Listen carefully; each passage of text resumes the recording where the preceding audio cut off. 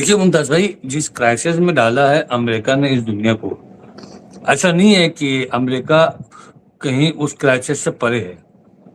America में भी airline बंद हो रही है। आपको पता होना चाहिए कि वो अफोर्ड नहीं कर पा रही हैं कि उनका जो इसका फ्लाइट का जो पेट्रोल है वो थोड़ा कॉस्टली आता है, और वो हिसाब से अगर वो बढ़ाना चाहेंगे अपना फेयर, तो वो फेयर पब्लिक अफोर्ड नहीं कर पाएगी।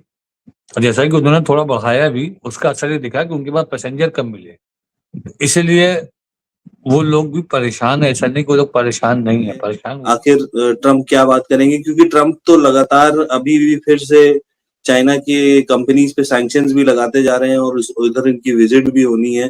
तो कहीं ना कहीं सीरियसनेस नहीं दिख रही है, क्योंकि एक तरफ आप सैंक्शन लगा रहे हैं, एक तरफ आप मीटिंग की बात कह रहे हैं। तो उसमें क्या डिस्कशंस आते हैं। फिर चाइना ने भी रुख अपना सख्त किया था। इनडायरेक्टली आप मानिए कि इसराइल को अमेरिका नहीं चला रहा है, अमेरिका को इसराइल चला रहा है। तो मुमताज भाई, जो आज का स्टेटमेंट आया है वो तो यही बताने के लिए आया है कि देखो, अगर तुम अब हमला करने का प्लान करोगे तो फिर हम 90% तक ले जाएंगे। लेकिन 90% का मतलब ये नहीं कहा कि हम बना लेंगे। जिस चीज के लिए अभी तक मनाही है उसको हम मनाही मान के चलते हैं। हो सकता है जब उनका अगर जो नीचे के लेबोरेटरीज हैं सब अगर ओके हैं तो ये 90 तक लेके चले भी गए होंगे। हम इसमें कोई गुंजाइश की बात नहीं है, कोई डाउट की बात नहीं है कि कोई हमको शक हो। वो ईरान है, टेक्नोलॉजी में बहुत आगे है, वो इसको कर सकता है। यही बात का डर है इसराइल को, यही बात का डर है अमेरिका को कि जो इस हिसाब से, जिस गुर्बत में, जिस परेशानियों में, जिस तकलीफ में ईरान सरवाइव किया है, अगर इसके हाथों में दौलत भर जाएगी तो ये हम लोगों को टेक ओवर कर जाएगा। टेक्नोलॉजी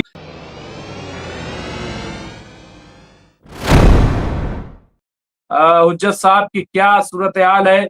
चीन में जो मीटिंग होनी है 14 तारीख, उसको लेकर के काफी जो है सरगर्मियां हैं। इसके अलावा ब्रिक्स जो हिंदुस्तान में मीटिंग होनी है, ब्रिक्स उसको लेकर के भी काफी चर्चा हो रही है। ईरान की तरफ से अब आ गया है कि सैयद अब्बास अरागची जो है वो आएंगे और ब्रिक्स में हिस्सा लेंगे। तो बहरहाल क्या क्या आपके पास अपडेट्स हैं, किस तरह से देखते हैं हालात को? जी शुक्रिया मुमताज भाई। अपडेट्स अगर देखें तो अभी चाइना की मीटिंग है, उसके बाद फिर इसके बाद इंडिया में ब्रिक्स की मीटिंग होने वाली है। पाकिस्तान अपनी नेगोशिएशंस की उसमें लगा हुआ है, कोशिशों में लगा हुआ है। ट्रम्प के जो बयान है वो अब अग्रेसिव होते जा रहे हैं धीरे धीरे। अभी एक रिपोर्ट भी सामने आई थी जिसमें कहा गया था कि किस तरह से ट्रम्प जो है वो ईरान पे दोबारा हमला करने की तैयारी में है। तो माहौल अभी भी वैसे ही है कि माहौल गर्म हो रहा है और ज्यादा। चाइना की मीटिंग में क्या बात होती है, चाइना के प्रेसिडेंट ट्रम्प को कितना कन्विंस कर पाते हैं कि इस जंग को वो खत्म करें। और उसके अलावा ब्रिक्स को अगर आप देखें तो ये जो अब्बास अरागची साहब भी उसमें आने वाले हैं। ब्रिक्स बहुत इंपॉर्टेंट हो जाता है, क्योंकि ब्रिक्स को नॉर्मली उन देशों में देखा जाता है जो अमेरिका के अगेंस्ट देश होते हैं या नॉन अलाइन मूवमेंट के टाइप के देश होते हैं। तो ब्रिक्स में खुद फॉरेन मिनिस्टर आ रहे हैं ईरान से, और वो आके फिर यहाँ जयशंकर साहब से भी मुलाकात करेंगे, उनसे बातचीत करेंगे। हमारे यहाँ खुद इंटरनली बहुत क्राइसिस चल रहा है, एनर्जी क्राइसिस। अब तो प्राइम मिनिस्टर का भी बयान आ गया है।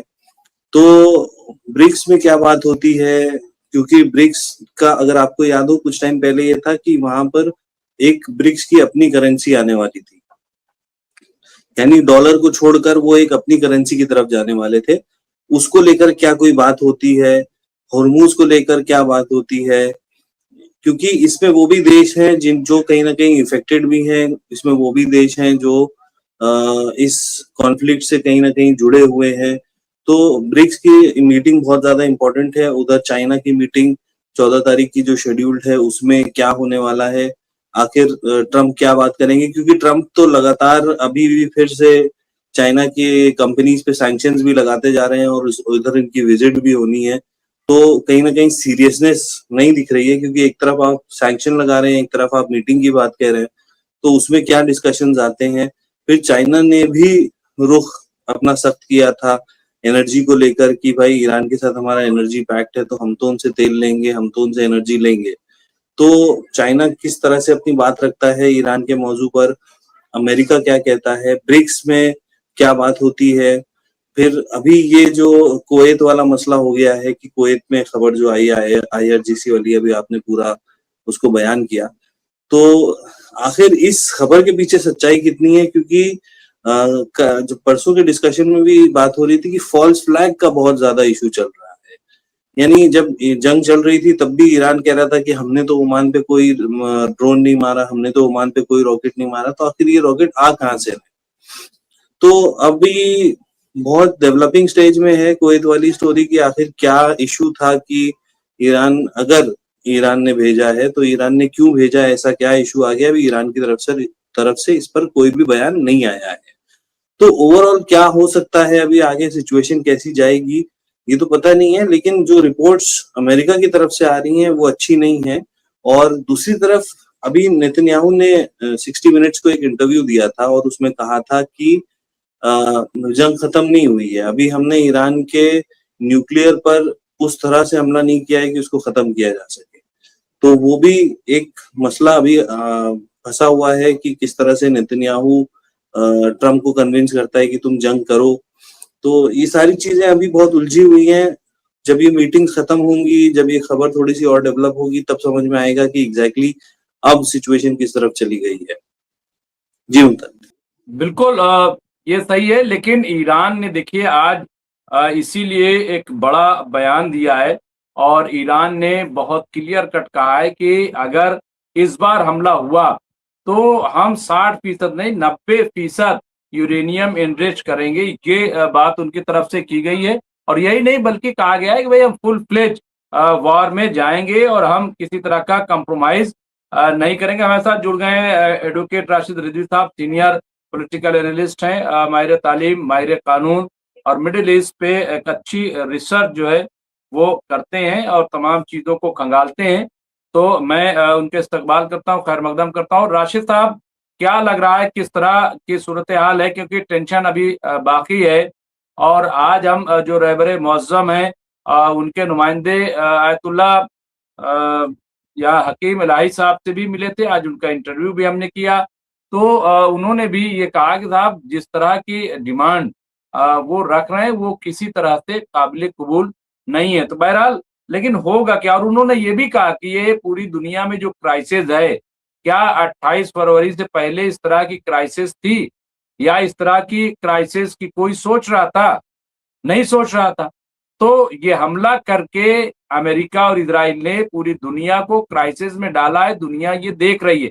राशिद साहब, देखिए मुमताज भाई, जिस क्राइसिस में डाला है अमेरिका ने इस दुनिया को, ऐसा नहीं है कि अमेरिका कहीं उस क्राइसिस से परे है।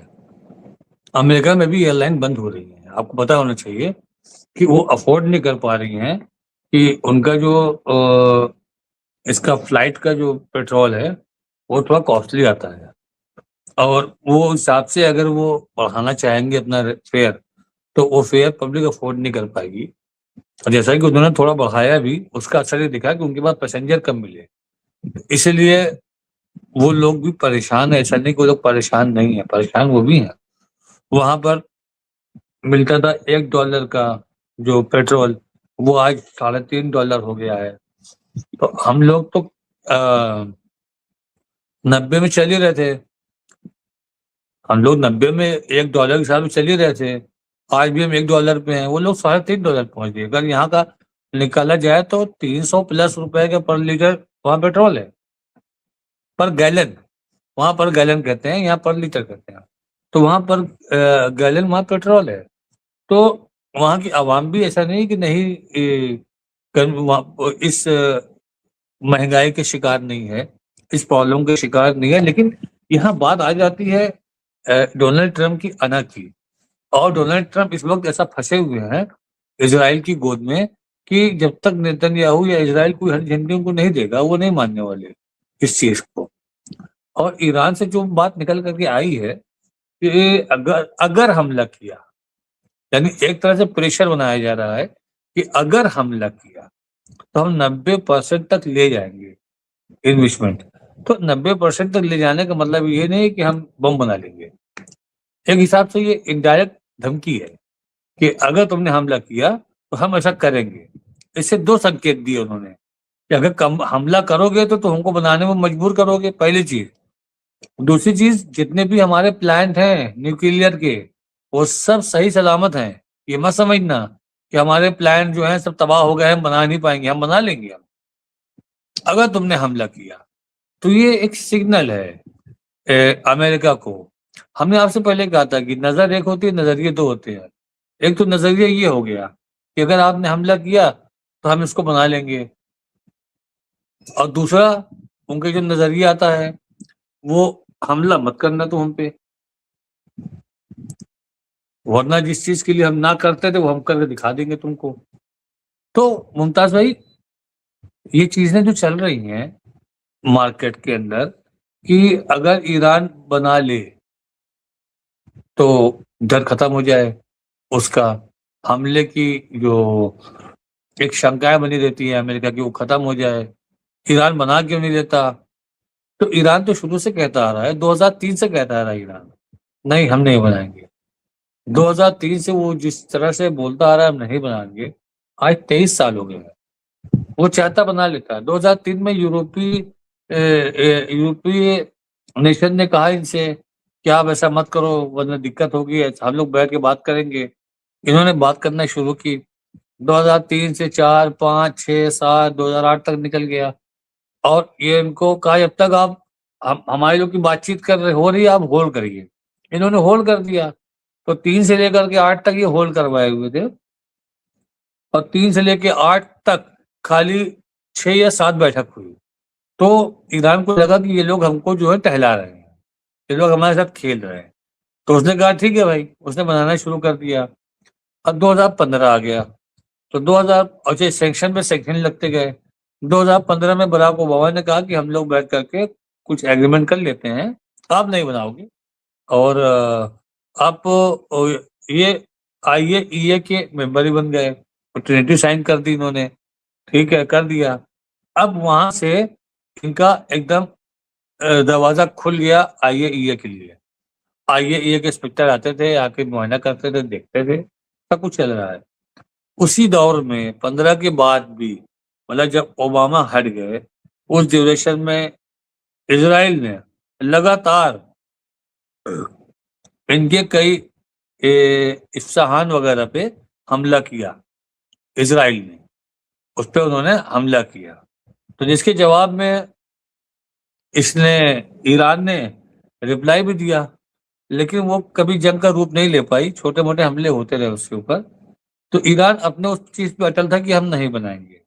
2020 में इस चीज तो और तूल पकड़ी, जो 20 से तूल पकड़ी, तो तब मेरे ख्याल से डोनाल्ड ट्रंप आ गए थे। डोनाल्ड ट्रंप आने के बाद, डोनाल्ड ट्रंप आ चुके थे उस वक्त, उन्होंने पहला काम तो यही किया था कि उसको रिजेक्ट कर दिया, खारिज कर दिया, वो एग्रीमेंट हम नहीं मानते, जीरो है, उसकी कोई अहमियत नहीं, कोई वैल्यू नहीं है। ईरान ने कहा ठीक है, अगर जीरो है, कोई वैल्यू नहीं है, तो ठीक है, हम अभी 10 पे है, तो 10 से 60 कर लिया, लो अब क्या करोगे तुम? जब 60 कर लिया तो उसके ऊपर उन्होंने अटैक करने शुरू कर दिए फिर। और हाल ही में आपने देखा होगा जून में बड़े अटैक हो गए उसके ऊपर। उससे पहले अटैक किया, फिर दमिश्क में अटैक किया, इनके सहाफत पे, उस सॉरी इनके एम्बेसी पे अटैक किया था। फिर IRGC कमांडर है वहाँ, उनको मारा। फिर बगदाद में सलमानी पर अटैक किया। तो इनका नेगेटिव रवैया हमेशा रहा अमेरिका का और इजराइल का। सरकार किसी की रही हो, दोनों का मिनिमम कॉमन प्रोग्राम चलता रहा। ये लोग मजबूर है अमेरिका, क्योंकि अमेरिका की अर्थव्यवस्था को बढ़ाने में कहीं ना कहीं इजराइल का हाथ है। ऐसा नहीं कह सकता अमेरिका कि हम बगैर इजराइल के खुद को सर्वाइव कर लेंगे। बहुत सारी नेगेटिव चीजें ऐसी होती हैं कि जो हर आदमी नहीं कर सकता, वो इजराइल ही करता है। जैसे इनके टारगेट को ढूंढना, टारगेट किलिंग करना इनके लिए, अमेरिका के लिए, ये सारा काम वो करवाते हैं इजराइल से। तो इसलिए इजराइल की बहुत सारी गलतियां होती हैं जिसको अमेरिका वो कर देता है, इग्नोर कर देता है। अब आप सोचिए कि जब इजिप्ट से युद्ध चला था, उस ड्यूरेशन में इन्होंने इनकी जो छोटी नौका थी, नेवल थी, उसमें करीब 30 लोग 40 लोग थे, उसको उड़ा दिया। अब बाद में ये चीज आई अमेरिका के सामने कि ये मिस्र पे हमला करवाने के लिए इसने हरकत किया है कि इसको उड़ा दो तो अमेरिका मिस्र पे हमला कर देगा। लेकिन अमेरिका के समझ में आ गया था, उसको मालूम हो गया था, तब भी इजराइल के खिलाफ कोई एक्शन नहीं लिया। ये आप देखिए, कोई अमेरिकन 4 सोल्जर मार दे तो अमेरिका उसके ऊपर बमबार्ड करना चालू कर देता है। लेकिन ये खेलते रहे अमेरिका के साथ। अब अमेरिका का राष्ट्रपति मारा गया। कैसे मारा गया था? क्योंकि उसने मना कर दिया था कि हम इनको कोई वित्तीय सहायता नहीं देंगे, हथियार नहीं देंगे। कुछ दिन बाद उसका मर्डर हो गया। अब आज तक कातिल पता चला नहीं किसने मारा। ये तो हाल है इजराइल के चंगुल में। अमेरिका आज से नहीं है, बहुत सालों से है। ऐसा नहीं है कि कोई एब्सटेन फाइल है और डोनाल्ड ट्रंप की वीडियोस फंसे हुए हैं, नहीं। पूरे सिस्टम को कैप्चर करके रखा हुआ है इजराइल ने, अमेरिका के पूरे सिस्टम को कैप्चर करके रखा हुआ है। अपने हिसाब से अमेरिका को वो डील करता है। तो ये इनडायरेक्टली आप मानिए कि इजराइल को अमेरिका नहीं चला रहा है, अमेरिका को इजराइल चला रहा है।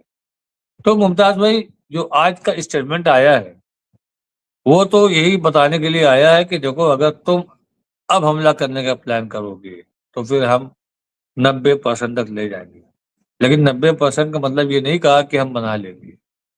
जिस चीज के लिए अभी तक मनाही है उसको हम मनाही मांगे चलते हैं। हो सकता है जब उनका अगर जो नीचे के लेबोरेटरीज हैं सब अगर ओके हैं तो ये 90 तक लेके चले भी गए होंगे।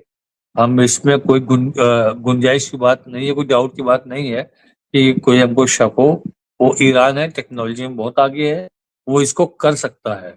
यही बात का डर है इजराइल को, यही बात का डर है अमेरिका को कि जो इस हिसाब से, जिस गुर्बत में, जिस परेशानियों में, जिस तकलीफ में ईरान सरवाइव किया है, अगर इसके हाथों में दौलत भर जाएगी तो ये हम लोगों को टेक ओवर कर जाएगा। टेक्नोलॉजीज में आप ये देखिएगा कि जो हिसाब से चाइना जा रहा है, ईरान को जरा से भी ढील मिल जाएगी, जरा सा उसका बिजनेस ट्रैक पे आ जाएगा। आप देखिएगा टेक्नोलॉजीज में क्या क्या करता है ईरान। ईरान के अंदर जो जाते हैं वो देख के ताज्जुब करते हैं, अरे हम तो ईरान के बारे में सुनते थे, ईरान इतना अच्छा है, ईरान इतना ऐसे बनाया हुआ है, ईरान ऐसे सजाया हुआ है। तो लोग ईरान के बारे में इस तरीके की बातें करते हैं। बहुत अच्छे से उसको डेवलप किया गया है ईरान को। लेकिन क्या है, उनके पास फाइनेंशियल प्रॉब्लम है। लेकिन उस फाइनेंशियल प्रॉब्लम अपने बजट को देखते हुए उन्होंने के हिसाब से अपने यहाँ एजुकेशनल इंस्टीट्यूशन को डेवलप किया है, अपने यहाँ टेक्निकल एजुकेशन, मेडिकल एजुकेशन को डेवलप किया है, अपने यहाँ जितने उन्होंने साइंटिस्ट बनाए हैं, ये काबिल तारीफ है। इस चीज से उनकी तारीफ करनी पड़ेगी। और बहकाने की बात है और प्रोपेगेंडा की बात है तो वेस्टर्न मीडिया ने हमेशा ईरान के खिलाफ प्रोपेगेंडा किया है। अब आप कुर्दिश लेडी थी, उसके खिलाफ, उसको लेकर के इतना मुद्दा, इतना तूल किया और उसमें दिखाया कि हिजाब के खिलाफ है ईरान, हिजाब के जो नहीं पहनता उसको कत्ल कर दिया जाता है, बहुत कट्टरता है। पूरा वेस्टर्न मीडिया ने इसको एक अलग रंग दे दिया। और फिर बाद में अभी जब एहतजाज हुआ तो इतने हजार लोगों को मार दिया, 40,000 लोगों को मार दिया। ये डोनाल्ड ट्रंप कई बार बोल चुके हैं, वेस्टर्न मीडिया कई बार बोल चुका है इस चीज को। और उसके बाद कल डोनाल्ड ट्रंप खुद ही एक्सेप्ट करते हैं कि मैंने जो कुर्दियों को हथियार दिए थे ईरान के अंदर, जो एहतजाज करने वाले थे उनको बांटने के लिए, वो उन लोगों ने अपने लिए रख लिया, इसलिए रिजीम चेंज नहीं हो पाई। मतलब आप ये एक्सेप्ट कर रहे हो कि वहां रिजीम चेंज करने के लिए आपने कुरैशी का पूरा प्लान बना लिया था। और जिन लोगों के पास हथियार था और जिन लोगों ने हरकतें की, अगर उनको ईरान ने मारा या पकड़ा तो आप बोल रहे हो कि ईरान गलत कर रहा है, अपने लोगों पे जुल्म कर रहा है, वहां के लोग हमको बुला रहे हैं रिजीम चेंज करवाने के लिए। तो कितनी दोगली दोगली पॉलिटिक्स है इन लोगों की, वेस्टर्न कंट्रीज की। तो मुमताज भाई, आज की डेट में जिस हिसाब से इनका ब्लॉकेज है, वो हिसाब से ईरान ने एक ऐलान और किया है कि हमारा जो हुर्मुज का एरिया है वो 50-60 किलोमीटर नहीं है, 500 किलोमीटर के एरिया है। अब 500 किलोमीटर के एरिया में अमेरिका या अमेरिका के किसी भी दोस्त मुल्क की गाड़ी वो जहाज निकलेगी, शिप निकलेगी, हम उस पर हमला कर देंगे। तो उसने आज जो एरिया बढ़ाया वो 500 कर दिया है।